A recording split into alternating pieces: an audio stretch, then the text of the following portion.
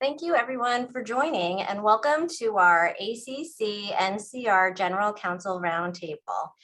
I'm Audrey Jean and I currently serve as VP of Programming for our chapter and on the Board of Directors. And I'm really excited to moderate this panel, but I have a few housekeeping points first. First of all, today's program will be recorded. And if you have any tech issues, please reach out to any ACC team member for assistance. Or what always seems to work is if you want to exit and rejoin the Zoom, that often does a trick.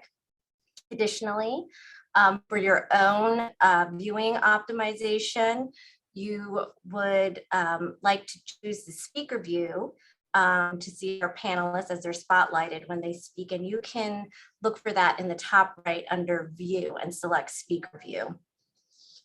If you have any questions during the panel, please feel free to use the chat function. We will monitor it and address them as able, if time allows. But regardless, we will be breaking out into breakout rooms afterwards, and we welcome everybody to stay on and enjoy some discussion and networking opportunities. As a reminder, all remarks made today by the panelists are their own opinions and do not constitute legal advice or necessarily reflect the viewpoints of their organizations or of ACC. And with that, let's get started. Again, I'm Audrey Jean. I am the SVP in Legal and Privacy Officer at AARP, the largest nonprofit. And I look after privacy compliance as well as various corporate legal functions. Previously, I was at Bloomberg BNA and Discovery Channel in various capacities, including media, commercial, tech, etc., and privacy, after starting off at various law firms. And with that, I would like to introduce our fabulous panelists. And so we'll hear from each of them with a brief introduction of themselves, and we'll go alphabetical by last name. So let's start with Elizabeth Allen. Great. Well, thank you so much. Hi, I'm Liz Allen, and I'm delighted to be here today. Thank you for the ACC NCR pulling this panel together. Even the brief chats we've had so far have been really insightful, so I think it's going to be a great program. I am the Chief Legal Officer, General Counsel, and Secretary at NPR. I joined last February. I came from Gannett. I had been there 16 years. I started off as Assistant General Counsel and worked my way up to be the General Counsel my last year there. And prior to that, I was 8 years at a law firm. So our department at NPR is small but mighty. We have 16 attorneys. We have a couple in transition right now, but 16 attorneys, 4 paraprofessionals, a board manager, and an executive assistant. I joined NPR almost a year into the pandemic. So by the time I got there, the leadership team had skillfully transitioned the organization into remote work. They were keeping the connection and the culture of the organization through, Zoom, and they were also, keeping us on air and delivering our content, across the airwaves and digitally. So there were things to be worked out as the pandemic continued to, continue on, and a lot of that has focused now on, what is it going to look like coming out of the pandemic? But they did an excellent job of really sort of maintaining not operations as usual, but a familiarity as well as support for getting through some really difficult times and some very challenging news cycles all throughout that period. Thank you so much for joining us. Next, can we hear from Monica? Hi, everyone. It's great to be here. My name is Monica Howard Douglas, and I'm the General Counsel of the Coca-Cola Company. And I've been at the company for almost 19 years now in various different legal roles. and just about 11 months ago, assumed the role of the general counsel. Prior to that, I have experience at a big law and also at a smaller company, Equifax.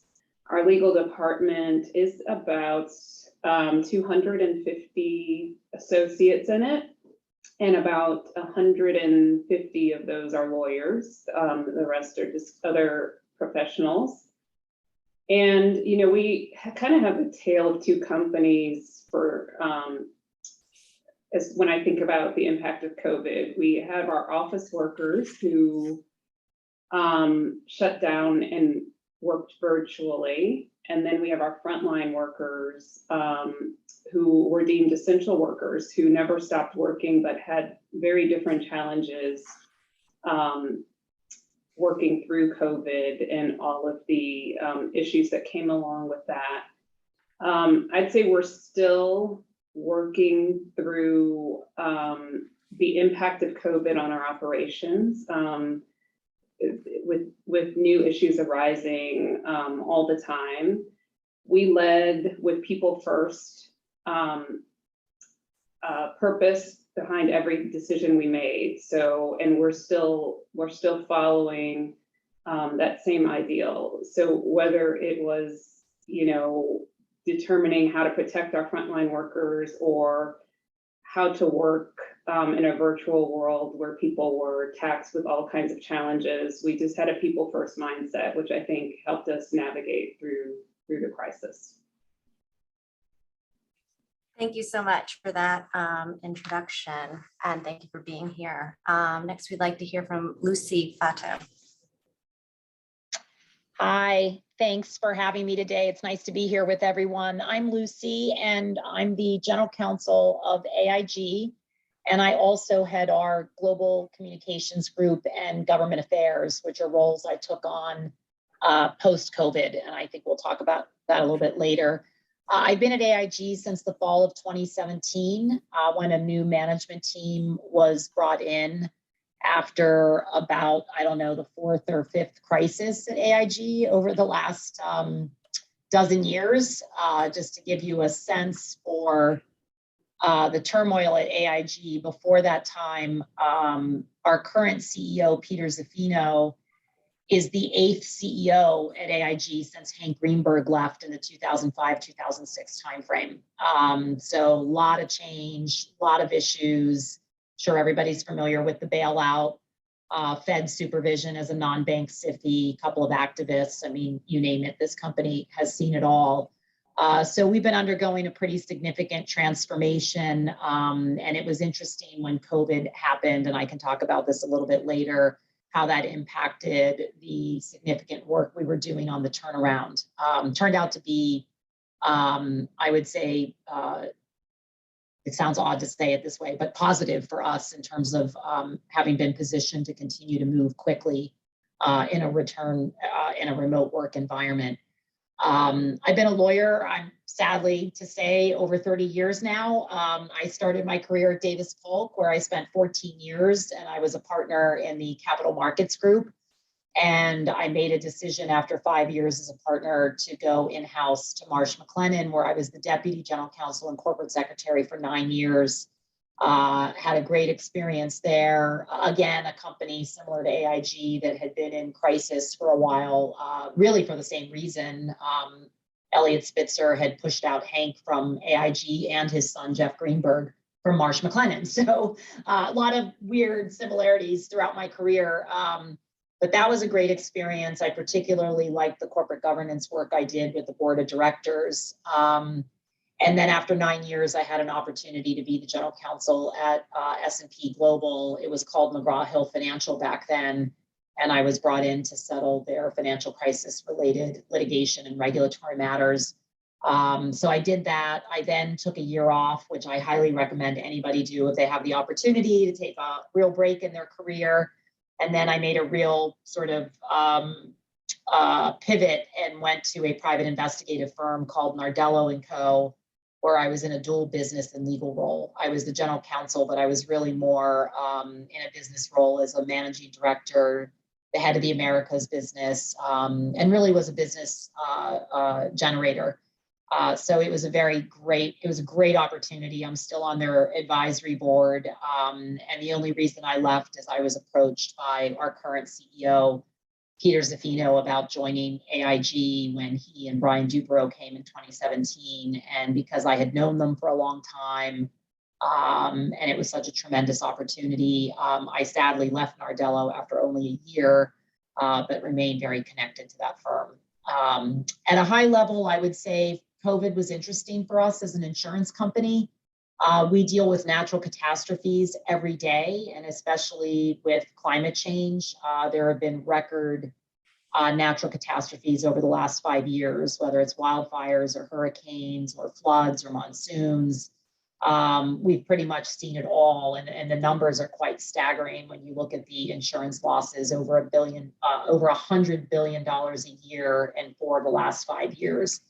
And so we all just instinctively, especially our business people and our claims people, really just sprang into action when COVID happened. People had experience with SARS and MERS and Ebola. It was obviously not as severe as COVID, but there were learnings from those times that came in handy.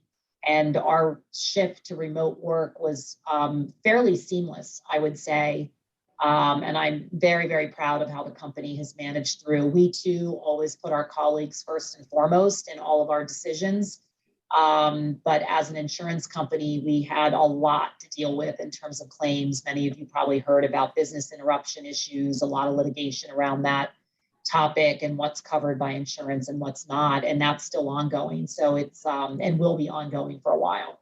So it's been a very interesting learning experience, and I'm looking forward to talking about it more during the panel.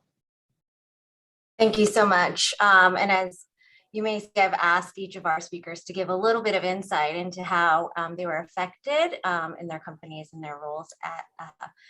And Jean, I think I was supposed to say how big my department is. Oh. I forgot that. Yeah.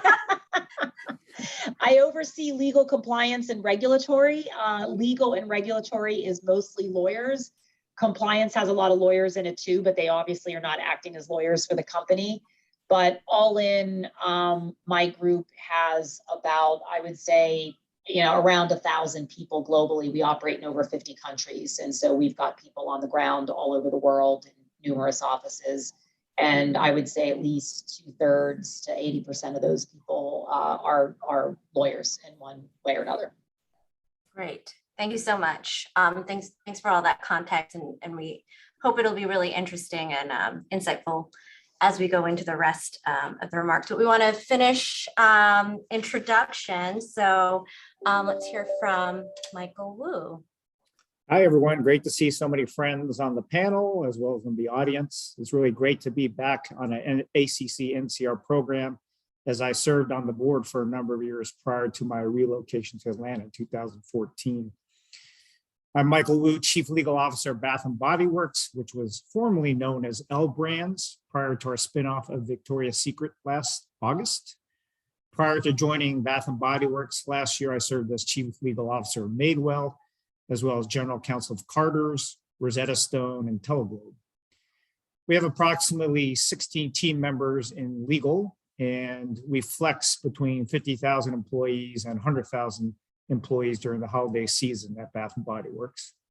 We grew 46% top line over the past 2 years, given our product categories, home fragrance, body care products, and soaps and sanitizers. So I hope many of you are enjoying our products.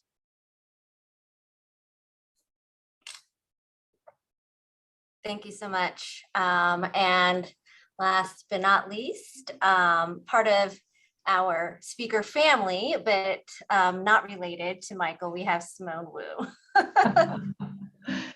Hi, everybody. Thank you so much for having me. I am Simone Wu. I'm the General Counsel at Choice Hotels.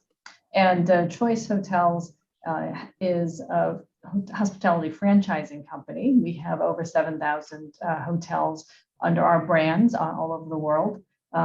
Mostly domestic, I would say, over 6,000 domestically, but we do operate in 35 plus other countries and territories.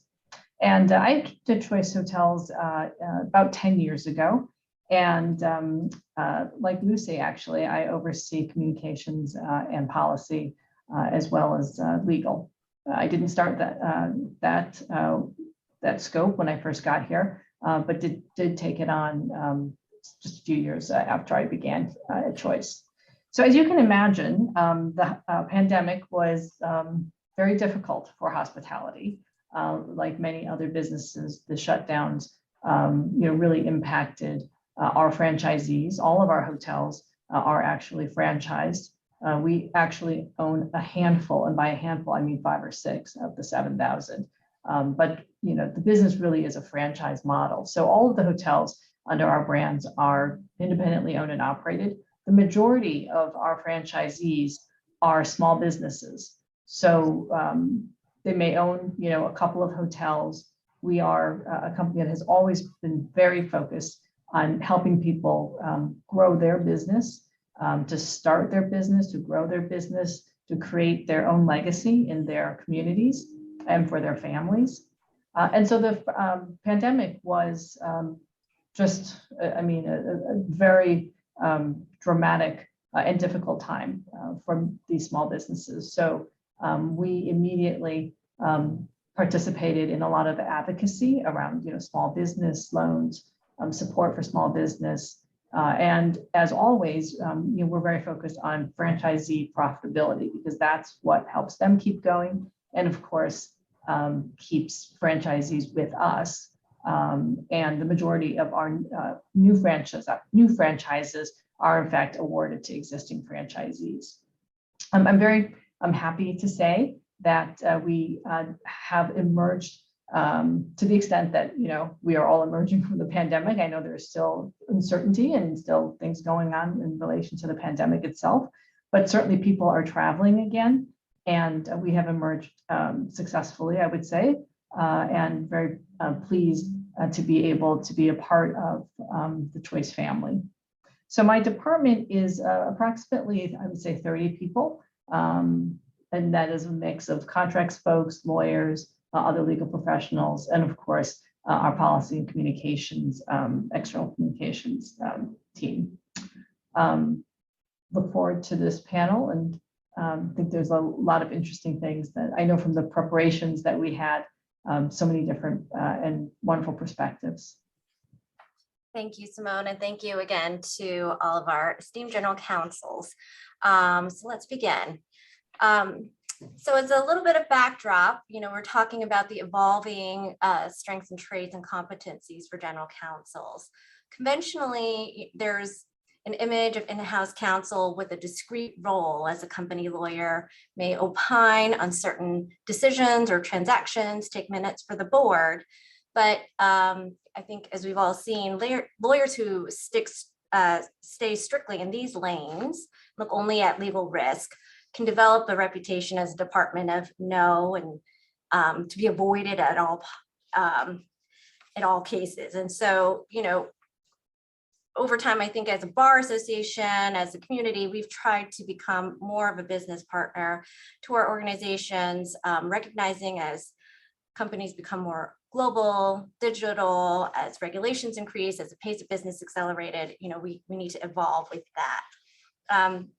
A lot of articles about the successful modern general counsel emphasize you need to understand the industry and trends, be fluent in legal operations, be responsive, constructive in providing advice, think strategically, be a leader in your department, and participate in crisis management if a crisis arises. But as we have all experienced, since 2020, we've been in a series of crises, some simultaneous and in sequence. We had the pandemic, the lockdown, shutdowns, social unrest, political unrest, pressure to reopen offices, emerging variants, and now armed conflict. And so in this scenario, and managing through going virtual practically overnight, we've seen that affect our companies and our work. We have employee pressures skyrocketing with their health and safety risks, family obligations, or social isolation.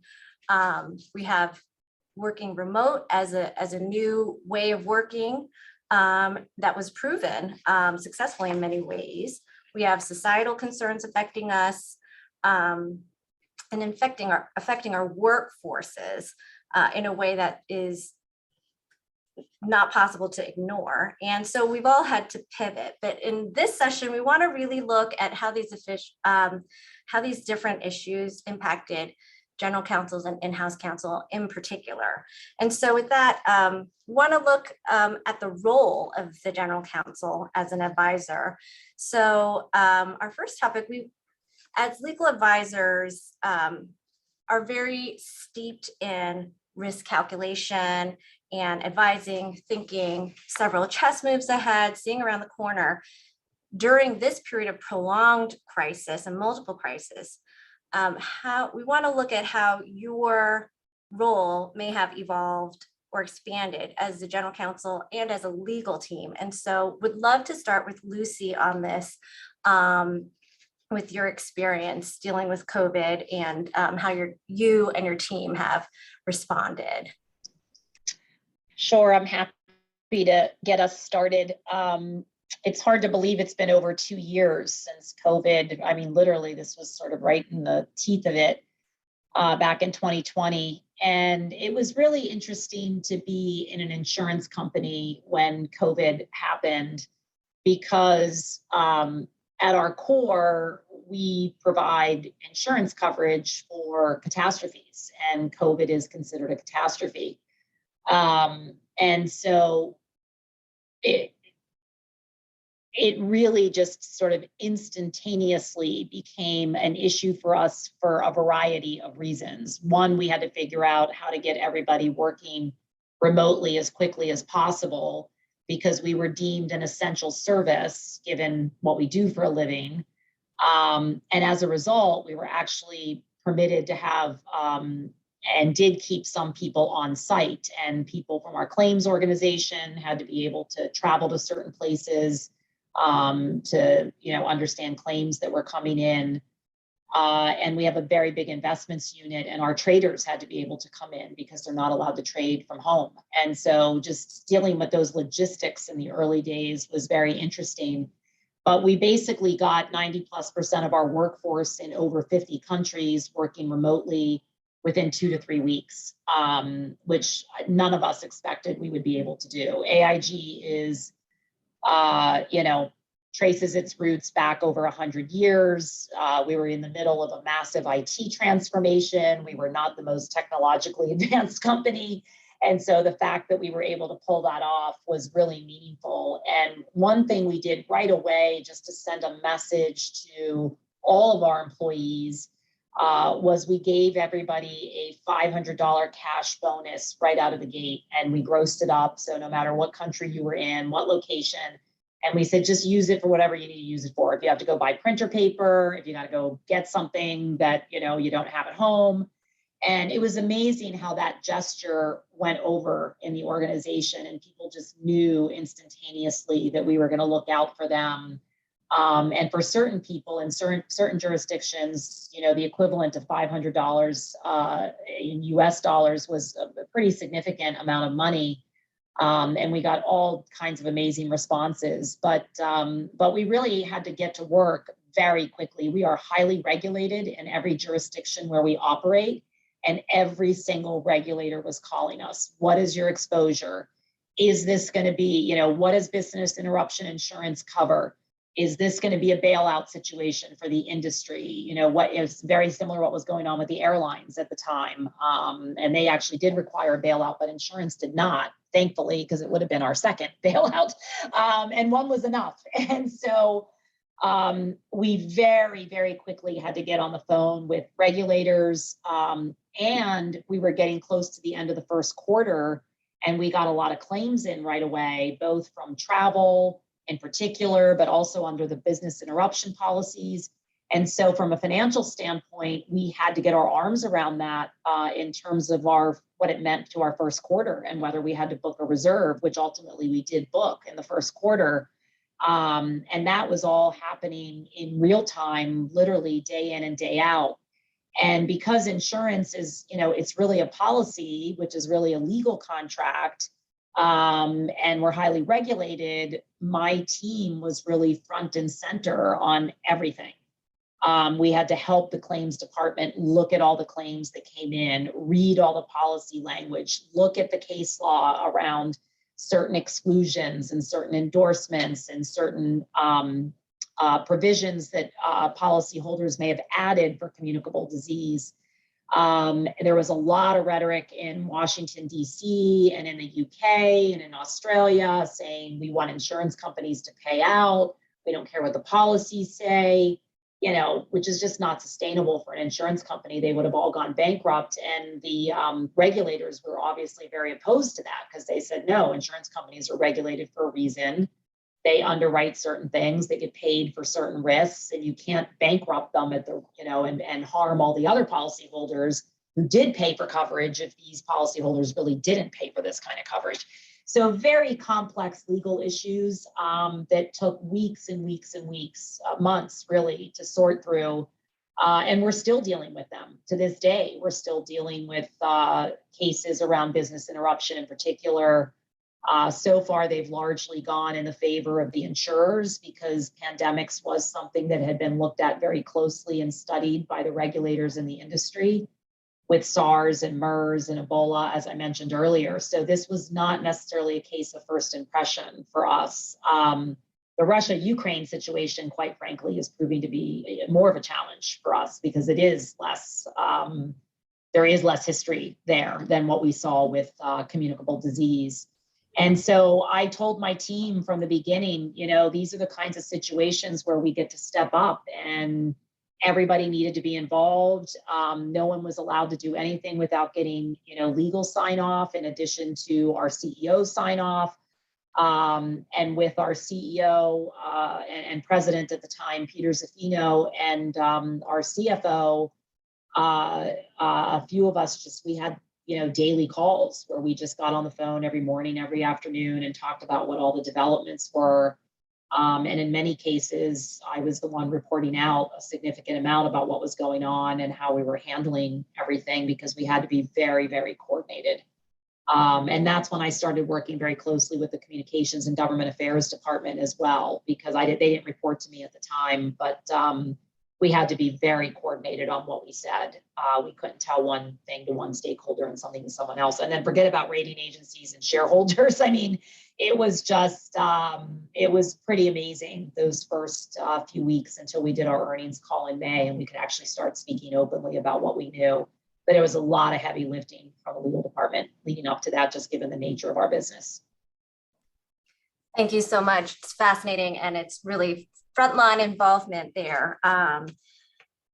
Monica, we heard from you during our prep sessions a little bit about how your department kind of responded to the COVID situations, particularly with your employment law team. I would love to hear a little bit about how your legal department role evolved during the middle of this crisis.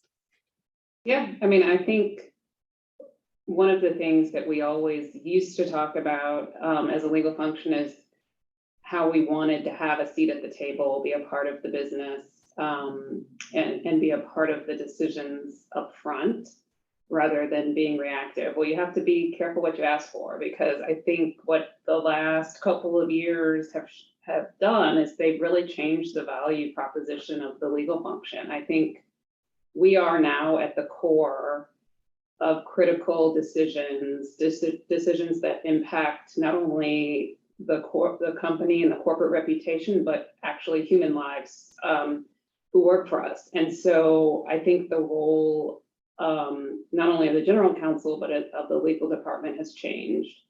So what I've challenged my team with is, I think the opportunity is before each of us to transform our legal careers as well.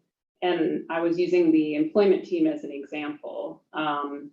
We have a very localized employment practice where issues arise in whatever jurisdiction. The lawyer sitting there answers the question, deals with the contract, deals with the dispute, and resolves it. Today, what we have is this elevated employment global strategic function that really leads the company in all people decisions. And it arose out of COVID, where we were leading the decisions on lockdown and how that transforms across, every country in the world besides the two that we're not in, but and how we deal with vaccines, how we deal with return to work. And it was really the employment lawyers that were leading the agile teams that kind of brought all of these issues into execution. And so as we are dealing with increase in regulations, increase in tensions and globalization, all of the issues that come around with ESG, the lawyers really are at the forefront of kind of leading those decisions. And those who lean in, I think, are seeing their careers really transcend what they ever thought was possible. And so it really is a motivator, I think, for the lawyers that work for the Coca-Cola company to really be able to stay in their same practice group but transform their careers. Thank you so much. Those are both such fascinating insights. Related to that, I wanted to talk a little bit about how we as lawyers or you as general counsels were able to maintain or expand your visibility during this time when we were distributed. And in particular, would love to hear from Michael and then Liz and about this topic, especially as you transitioned into new organizations in the middle of a virtual work situation. Yeah, I onboarded at Bath and Body Works last year when most of our employees, other than a few of our senior executives, were working from home. And from my perspective, it was really just, my goal was to arrive and stabilize a team because the company had gone through 3 general counsels in 2 years. We had a round of layoffs with Victoria's Secret's business contracting. We had negative press and shareholder derivative lawsuits around corporate culture issues of the past. So for me, it was really just to stabilize and retain the team and evaluate. So once I started, I met virtually and in some instances in person with every team member. And I wanted to make sure that I was assessing process procedures and looking for areas of opportunity. I held new leader assimilation meetings with my legal leadership team, reviewed our annual associate opinion survey with my legal leadership team as well as the whole group, and then worked on action plans in response to the annual survey. I moved our quarterly all hands meeting to monthly meetings to keep the team engaged and connected. And I invited a mix of internal and external guest speakers, including Lucy and Monica, as well as David Zapolsky, the GC of Amazon, Amy Chua, the Yale law professor and author of Battle Hymn of the Tiger Mom, and Judge Denny Chin of the Second Circuit. So I really just wanted to keep the team engaged. And during these all hands meetings, we update the team on our business. I update the team on our business, and then I have rotating updates from my legal department practice heads. I've also asked my legal department practice heads to present at the staff meetings of the other practice area leaders, and then within the departments, other departments within the company. And then I've also established regular skip level meetings with my attorneys, and we established a number of legal department committees to keep everyone engaged: a social committee, a recognition committee, and a professional development committee. Thanks. Those are all really thoughtful, but also great kind of practical takeaways, which I know our audience loves. So thank you for all these reflections. And Liz, how about yourself? I know you went through a similar transition. Absolutely. And I agree with Michael. Those are all fantastic steps. And in some respects, we did a lot of those before I came on, when I joined. But when I arrived, as I said before, it was a year into the pandemic, and NPR had established a cadence of weekly all staff Zoom calls, which the organization really sort of rallied around and came together. And John Lansing, our CEO, had really only joined, maybe like 6 months before the pandemic kicked in. And so he was really establishing his approach to leading the company, but quickly pivoted to focus on this need to put employees first and continue the culture. But when I arrived, recognizing that there were certain tasks that John really wanted me to focus on, I made the rounds with the other members of leadership, spent the time to talk to them about, what they did in the organization, what their goals were, who their primary contacts were within the legal team, what could we do better to support them? And, if they had a clean slate and could sort of say, this is how I'd really like to be supported by the legal team, this is what it would look like. And by starting off with those kinds of conversations with them and then following it up with the type of thing that I like to do in the world where we're in the office, which is sort of the drop in, the conversation where you're just sort of taking advantage of the moment. I tried to do that in the virtual setting so that in a world where everything was scheduled because you had to be on a Zoom or a call, I wanted to create the feeling that, you could just pick up the phone and call me, even though we hadn't spent that much time working together. And it really got the dialogue flowing. I think the team that I inherited had a good relationship with other departments. I think that, my doing that, helped in some respects, and just helped me get into the mix of what was going on with the company a bit faster. And I think that we tried to make sure that for the meetings that we had in our department weren't fully scripted, like packed agendas. There were a couple things that were, I had to say at the front end, or others told me they needed to discuss with the team on the front end of the meeting. And then we opened it up and just let the conversation flow, because that's what we would do if we were in the office and we had the flexibility to do it.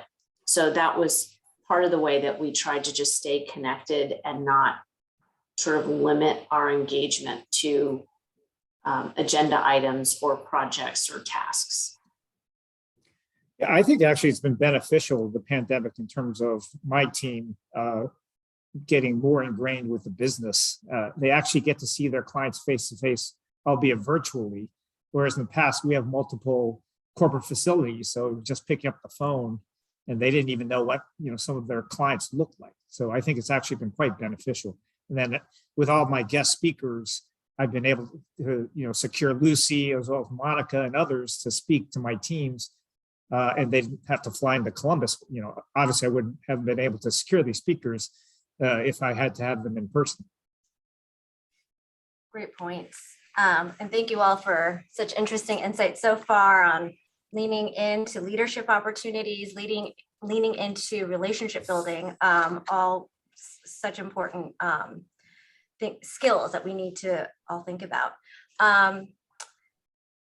Going from here, I would like to turn to kind of the mode of responding in the middle of a crisis. And, a lot of the training lawyers receive is really deliberate analysis and providing formal and caveated and sometimes academic responses. Of course, as in-house counsel, we've all had to learn to be more concise and practical and sometimes even prescriptive.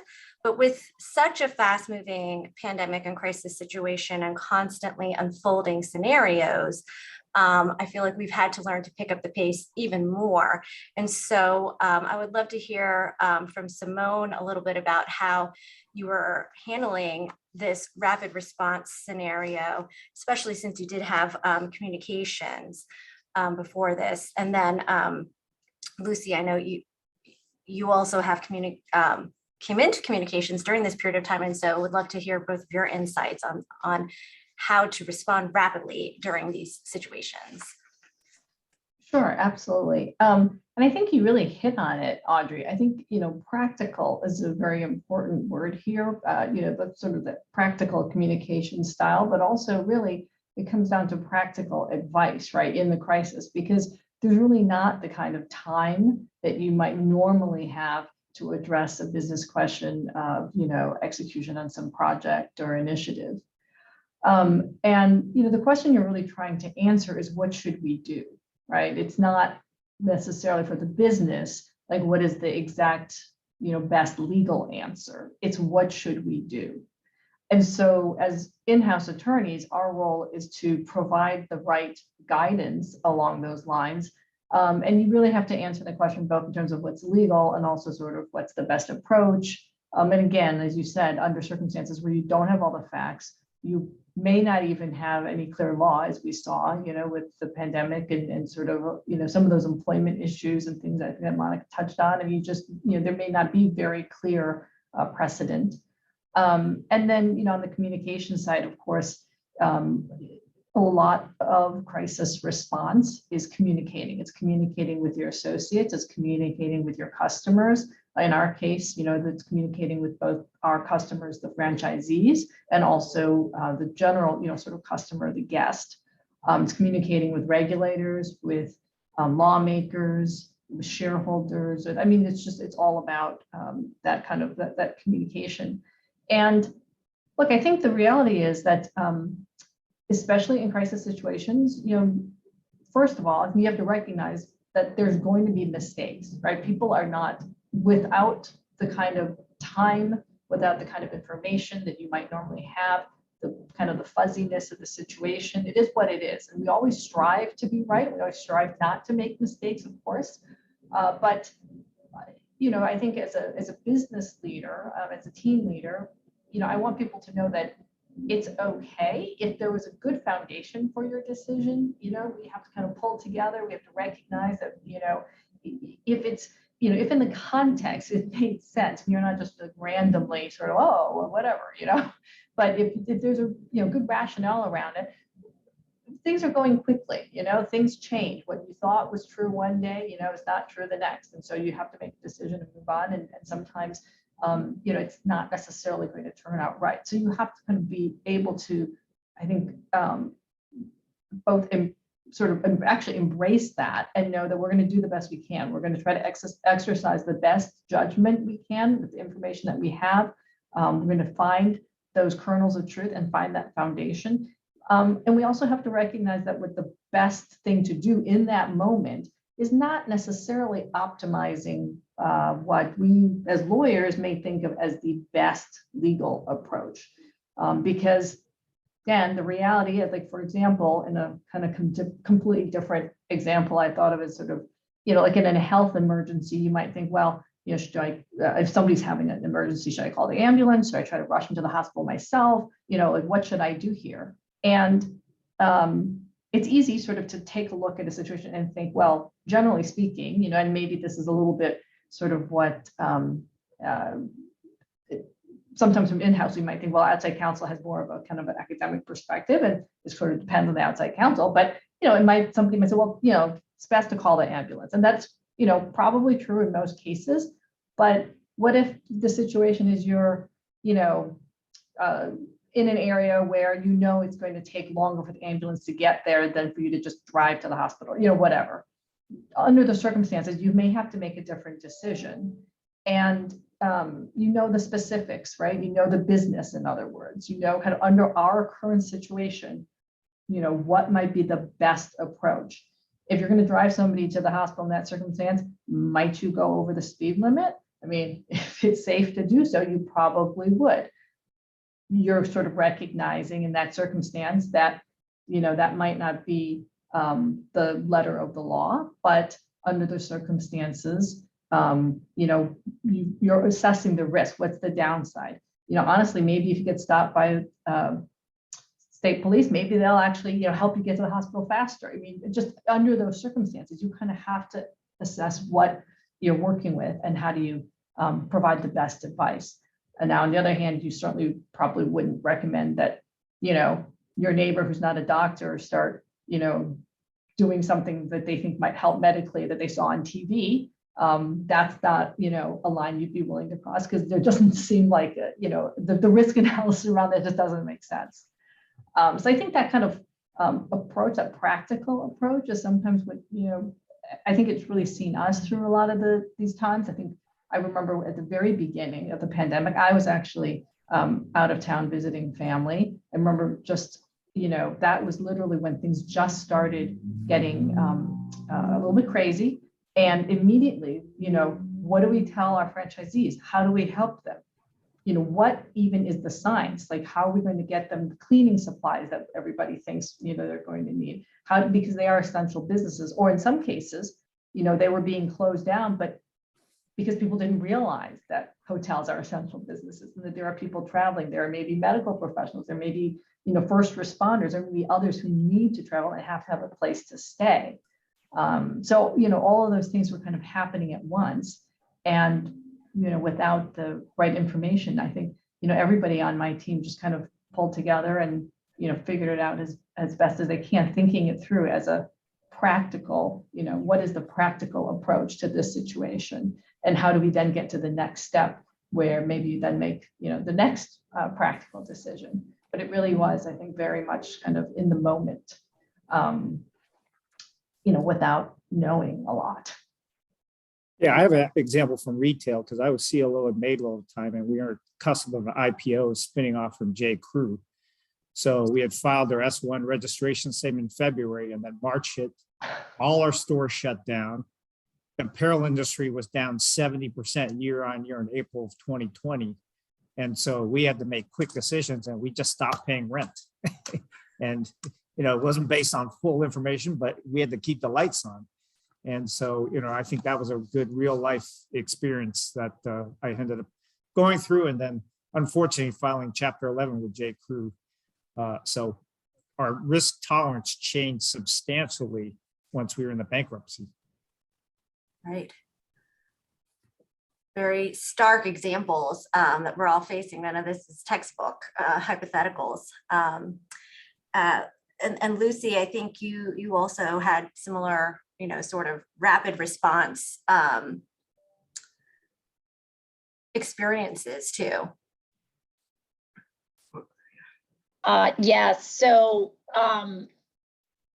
as I said earlier, when COVID started, the executive who had been overseeing communications and government affairs decided to retire, as many people did. Some people that were close to retirement thought maybe this is just this is a sign I need to just go now, because I think people instinctively knew this was going to be a multi-year issue. Like within a month or so, it wasn't just going to be, we're all going to be out for 2 weeks and then back. And so I think that accelerated some people's decision-making around retirement and, let the next sort of generation, if you will, like see this through. So I was asked to take on communications and government affairs at that time, which is really right around when COVID happened, very shortly thereafter. We didn't actually make it permanent until 2021 because so much was going on. We thought, let's just park it with Lucy, because we want everything to go through a legal lens anyway, whether it's a press release or someone's going to go speak at a conference, well, not go, but virtually speak at a conference. We just have to be very coordinated. And one of the things I always tell people about being a general counsel, and this is now, I believe it even more so now that I have communications and government affairs, I've always felt like general counsels, and not everybody realizes this, but next to the CEO, I really believe that general counsels have the finger on the pulse of an organization, and even sometimes more so than a CFO. Now, there are some CFOs that are very engaged and, run operations in addition to being the chief financial officer, and they kind of know everything too. But because of the role we play with the board, with the CEO, with the departments we oversee, our lawyers, our compliance department, our regulatory people, they're embedded in the businesses. We really have sort of a bird's eye view of everything going on in the organization. And so I think during times of crisis, people look to the general counsel, not just because they want to make sure privilege is, applied properly and that people are being cautious and things are being done in the direction of lawyers so you don't have issues later. But I also think it's because we happen to know a lot about what's going on in the organization and we can pull things together. So when I took on communications and government affairs, I started to see like how many media inquiries we got, how many people in Washington were asking questions. And I wouldn't necessarily have seen that day to day. But when you think about coordinating the regulatory response, working with finance on the rating agency responses, like why wouldn't you be involved in government relation responses and media inquiries and when to talk on background and when to go on the record? And the other thing with COVID that really raised the stakes, and I'm not intending to be political here, but I think when COVID happened, there was a lack of leadership in government that I don't think we had seen before. And what happened for CEOs is people started to look to them. I've spoken to many people at banks, other financial institutions, every industry really, and they said their CEOs were asked to step up and say things they would never comment on. Things like COVID, things like when George Floyd happened, January 6th, anti-Asian sentiment. Our colleagues were looking to our CEO. Well, what are we going to do about this? What are we going to say about this? And so I feel like other than like a Jamie Dimon, who was always sort of out on issues and out front and viewed as, more than just the CEO of JP Morgan, just sort of a leader that people respected, I think all CEOs found themselves in this position where we all had to fend for ourselves on what are we going to do about COVID and what are we going to do and when are we going to bring people back? What are we going to say about vaccines? What are we going to say about masks? And it was odd. It was just a very strange time. It's still continuing to this day, I think, with the Russia-Ukraine situation. And so I think it became even more important to have someone with a legal background overseeing these things and connecting all the dots. When people ask me, like, how do you describe what you do? I tell people all the time, I connect dots for people. Like I see things and I say, well, wait a minute, you're doing this. You need to go talk to this person because they're doing that. Because my compliance people just told me about this issue. So you can't go do this with the regulators if you don't go talk to them. And so I feel like I spent a lot of time directing traffic and just connecting all those dots. Mm-hmm. And so with my CEO, I mean, we speak daily, on a number of different topics. And now it's expanded to even beyond the groups I oversee. It's just like, what do you think about this? And what do you think about that? Because I touch so many different areas. So I really think going back a decade or so, you really had CEOs and CFOs that were always joined at the hip, and they are still to this day. But I think the general counsel is now positioned to be part of that, particularly because of the link to the board. And the board, we did monthly calls with our board when COVID started. We very quickly got we never used WebEx ever at AIG. And within 3 weeks, we were doing thousands of meetings around the world, every day, every week, every month, more town halls, more staff meetings. And we did the same with our board. We got them together every month just to say, this is what we're doing. This is what's going on. If it needed to be more frequent, we would send a note out and say, here's a link. Let's get together tomorrow for 30 minutes. And so it was just easier to have just the CEO, the CFO, and the general counsel being able to just report out on what was happening and not have to bring in a government affairs person, not have to bring in a communications person. So it just became a very efficient way. And I think we've just learned a lot since then. And I think there's a lot of logic, and you'll see more and more general counsels taking on some of these other groups over time, because we're experiencing it now with Russia, Ukraine, same thing. We're getting the same kinds of regulatory inquiries, media inquiries, government inquiries, and you just have to be very, very careful. The stakes are very high and everything's looked at in hindsight. And so it's an evolution that I think is going to continue, and I think you're going to see more and more of it over time. Fantastic. So hear that, everybody. The opportunity is there. Liz, I think you also had a quick anecdote on this topic. And then we're going to have to go into lightning response mode after that, even though I want to listen to you all day. Yeah, no. This will be very brief, and I completely agree with Lucy's comments. I think that general counsel has the ability to be the connective tissue among all those different, functionalities and try and help with decision-making. But one of the things that we ran into as a media organization, once the pandemic was in its stride, was in Afghanistan. We were doing coverage. We have correspondents around the world. The government, the US government had varying degrees of functionality depending on, where we were in the stage of the pandemic. And it was a circumstance where we had assets, in the area, and things were rapidly changing. We were getting guidance, through various channels, and had to make decisions on the ground, for a different part of health and safety, right? To get people out. And ordinarily you'd be able to be in contact with different parts of the government to get guidance on what you should do and sort of the standard sort of loyalty analysis. But the speed with which that situation was unfolding, and in the context of the pandemic, it really was a situation of we were going to make the best judgment that we could in the moment. And as the information continued to change, we would continue to, evolve our view on how to handle it. Yeah, certainly that was geopolitical changes happening faster than anybody could anticipate. Thanks. Another thing that we've had to rapidly embrace as lawyers is developing our skills and empathy. And so this has been something I've heard about from other GCs speaking, that it was never something they'd be known for or described as, beforehand, but it is so important now. Actually went and looked at a bunch of articles about GC competencies from before the pandemic, and empathy is not even in the list of top 20 skills that is important or listed, but it is so essential now. And I would love to hear from Monica on this. You had a really great set of reflections about this with your leadership. Yeah,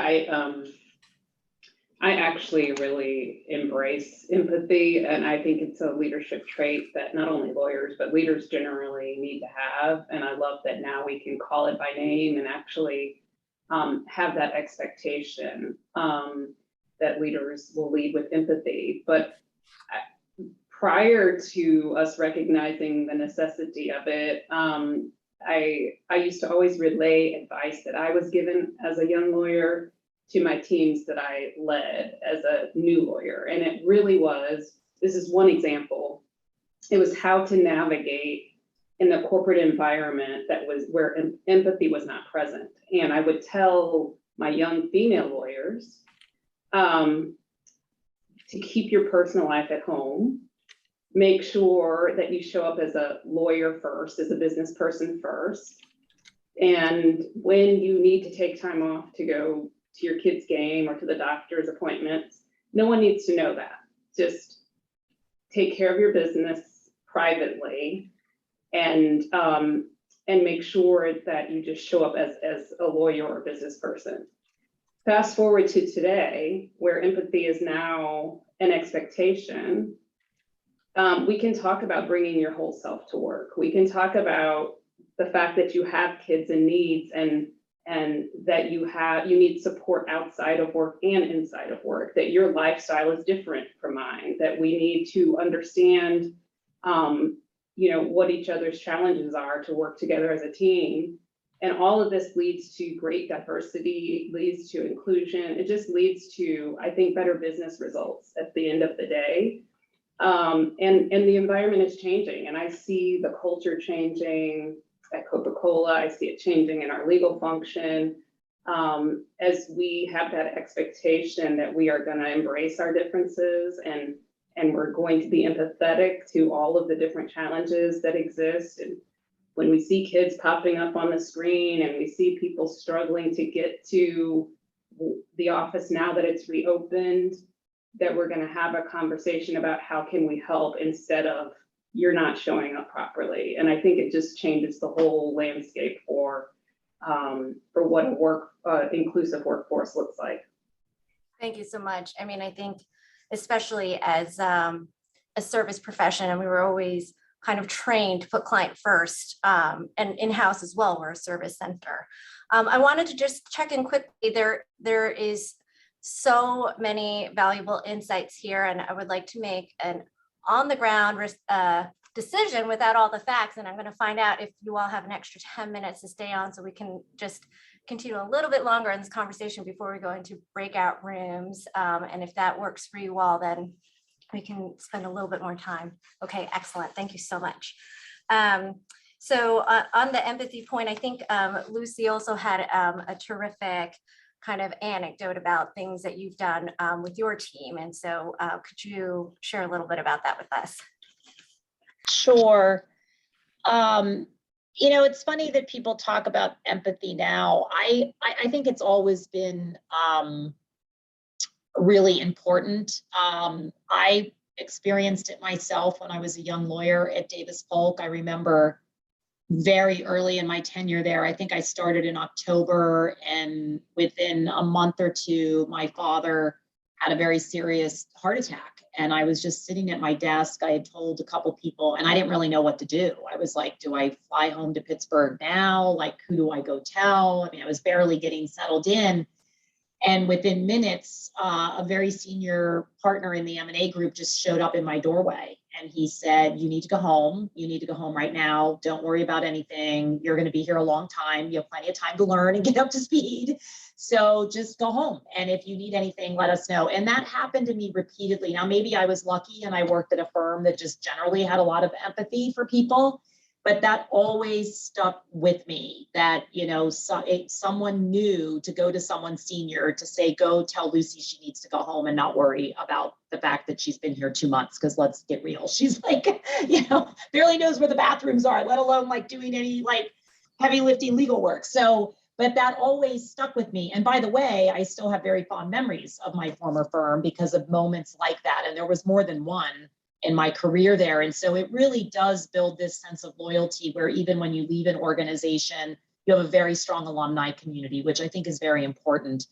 But what I've often said, or always have said when I went in-house in particular, and actually had to start managing people, because we know that when you're in law firms, you don't really manage people.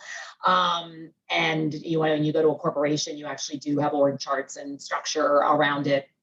And I would always say to people that I feel very fortunate that I grew up in Pittsburgh, Pennsylvania, because it's where Mr. Rogers was from, Fred Rogers. And as a child, we used to go visit his set on field trips, and we get to see him film his show every now and then, had an opportunity to meet him. And all the schools did that in Pittsburgh. He was obviously, a very unique person and loved engaging with children. And so he had a very steady group of schools that would bring the kids in once or twice a year. And so I've always, watched his career and studied him and read books about him because I just found him to be such an interesting, kind person. And it's had such an impact on so many people's lives. And one of the things that he would always say on his show is that when he was a young boy and he would see scary things going on from TV or just hearing about scary things, his mother, who had a very big influence on him, would say, when scary things happen, look for the helpers. There's always someone trying to help. And so that always stuck with me. And when I started my in-house career, I would, hold meetings or town halls to introduce myself to everyone. And I would always tell them, I think lawyers were innately helpers. That's what we do. We help people. We're either, proactive on the front end, trying to help people with transactions or closing a deal or how to operationalize something, or we're really helping them on the back end when things go wrong. There's litigation, or there's an investigation, or there's a regulatory inquiry. And so what you want to try to do is position yourself as a helper in all scenarios, the good scenarios and the bad scenarios. But certainly when COVID happened, I think this notion of helpers, and we're seeing it now with Russia, Ukraine as well, really came to life in a big way because it was very personal. This was people's lives at stake. We all knew people that got COVID early. We all knew people who had passed away from COVID. It was very sad. I mean, I think back to those early days and really just a very dark time for a few months. And so this past holiday season, I always like to get my my direct reports a gift around the holidays. And I usually try to make it something that's relevant to like what we've been through or what the future may hold. And I knew that this would hopefully be the year we'd be bringing people back.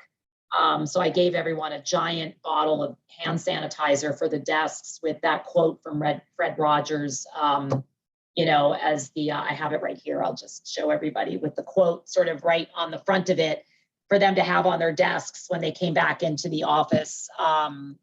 Of course, most people told me they've already used it up. They used it at home. They didn't wait to come back to the office. So I'm going to have to get more supply. But that quote, I mean, there's so many great Fred Rogers quotes. If you ever want to, you know, find something to inspire your teams, I encourage you to go Google him. He's got so many fabulous quotes that although they were all designed for children, work remarkably well for adults too, which is what I think was the real skill of Fred Rogers, is that he spoke to adults as much as he was speaking to the children. But yeah, so I've always, I think I've always considered myself a helper. I think it helps you build relationships where people don't just think about the legal department when things go bad, but they try to bring you in from the very beginning to make sure things get set up properly and they're positioned for success. Thank you. I think that's such a great way to position our role. I know we could listen to you all forever, and there were other things that we covered in our prep sessions, but we are already over, and I've stolen some time from the breakouts, but I would like to do a final pop question that if each of you could answer real quick. But want to ask, in your view, what are we looking at now?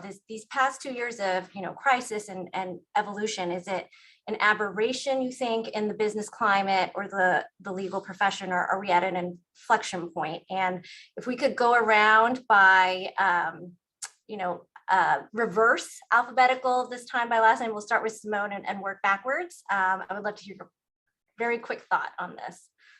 Sure, very quickly, I think it's an inflection point. I think like you don't unlearn or you don't forget, you know, what you just learned or what you went through. And I think that for the legal profession, for lawyers in-house and for law firms, I think we've all learned a lot about different ways of doing things. As Lucy mentioned, how to connect the dots, how to herd the cats, and how to, you know, display empathy and really mean it and build trust with our business partners and our clients and so forth. And I think it's an inflection point.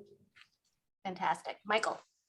I don't know, after that, I don't think I have anything else to add. I agree wholeheartedly with Simone. Excellent. Going backwards is Lucy. Yeah, look, I think the world has changed forever. There's no going back. I think, especially with younger generations that already grew up doing a lot of things on computers and iPads and cell phones, we're going to live in a hybrid world, and that raises a whole host of other questions that we could have a whole nother panel on. But and I do worry about the legal profession because it is an apprenticeship model historically, and so trying to find ways to, you know, people don't go to the printer like I did as a young capital markets lawyer and pull all-nighters eating Haagen-Dazs at 4 a.m. with all the lawyers and accountants and bankers around the table. But I'll be honest with you, those people to this day are still some of my closest friends, and I work with them in different contexts, and we have very fond memories and bonds because of those days. And so I worry about the legal profession for that reason. So we're going to have to find a way to recreate that in other ways, or at least have some kind of hybrid thing. But I don't think we're ever going to go back to the way things work. Yeah, I agree with Lucy. I mean, that's a problem. My number one positive number of comments on my AOS survey was working from home. And I've added 17 people to my team since I arrived over the past year. And how do you really even gel as a team when everyone's working remotely, or most of the people want to work remotely? And so that's a debate we're having internally. I know many of my general counsel peers are having debates internally with their executive teams on, you know, what are you going to do in this hybrid environment, and how many days a week would you potentially require employees to come in? Because I think it really hurts junior level employees and then new employees who are trying to onboard at the company. Yeah. And the only last thing I'll say, and I'll let someone else talk, is, you know, in addition to just learning by being around people and sitting in a room together for hours at a time and ordering in dinner late, you know, on a personal level, many of my closest friends, the godparents to my children, they're all lawyers I grew up with at Davis Polk. I mean, they are still my close. So forget about the professional stuff we do together. They just personally, we lived together. We went out to dinner. We ate dinner in together. And so just those personal bonds that we develop that exist to this day, 30 years later, you know, that's something that I think is important for young lawyers to really bond with the people that are in their class or first, second, third year associates. And, you know, all of us have had multiple jobs and have run into each other in many different contexts. And, you know, we're all connected. Michael, of course, is the best connector and networker of all of us. But Michael and I have known each other probably through at least 2 or 3 jobs that we've each had. And, you know, there's a bond that is formed. And so I worry about that too for young lawyers in particular, because you don't want to lose out on those really great relationships that you build on a personal level. Yeah, indeed. Final responses, aberration or inflection point, Monica, and then Elizabeth. Thank you. Yeah, I mean, I think the world has changed.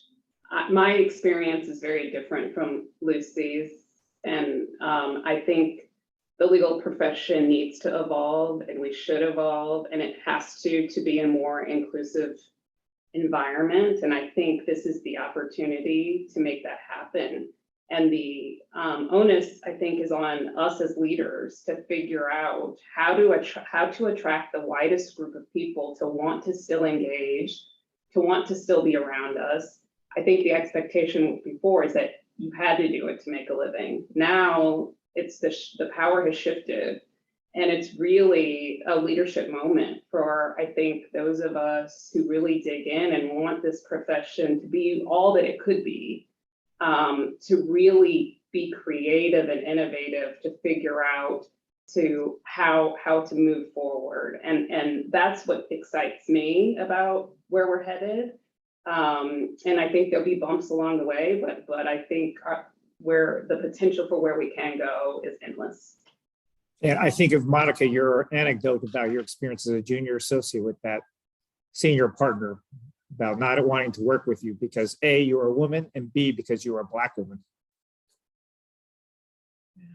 So I'll just say that I agree we're at an inflection point, but I'm not sure that 2 years of Zoom is going to overcome, you know, human nature and instinct to want to be together and connect. And so I think that's going to create the friction point of how we have, you know, hit the right balance.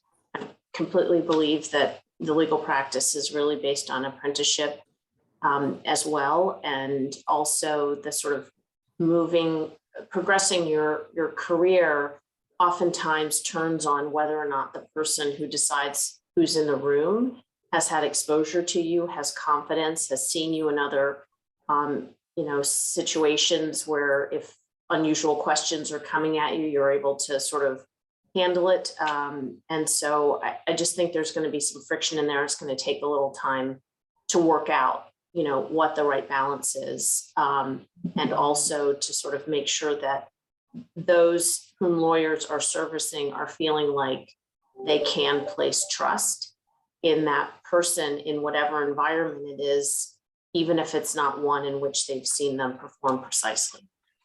Yeah. Excellent. Well, thank you so much. I mean, the crises, as we discussed, are ongoing. I know everyone's still in the thick of it and super busy. You all have such demands on your time. Thank you so much for taking this moment to really reflect with us on your thoughts about these past years and what's changing in our profession and how we can all continue to grow and develop as in-house counsel. So thank you so much, each of you, Elizabeth Allen, Monica Douglas, Lucy Fato, Michael Wu, Simone Wu. Your thoughts were profound, helping us all to grow as attorneys. We appreciate it so much. And we'll have to wrap up this portion. I know we took an extra several minutes of your time, but thank you so much. And I will turn now to our Director of Legal Education, Kasha Hunt. Thank you, Audrey. And also thank you to our panel. It was really an incredible discussion, which is evidenced by staying longer and having more to chat about.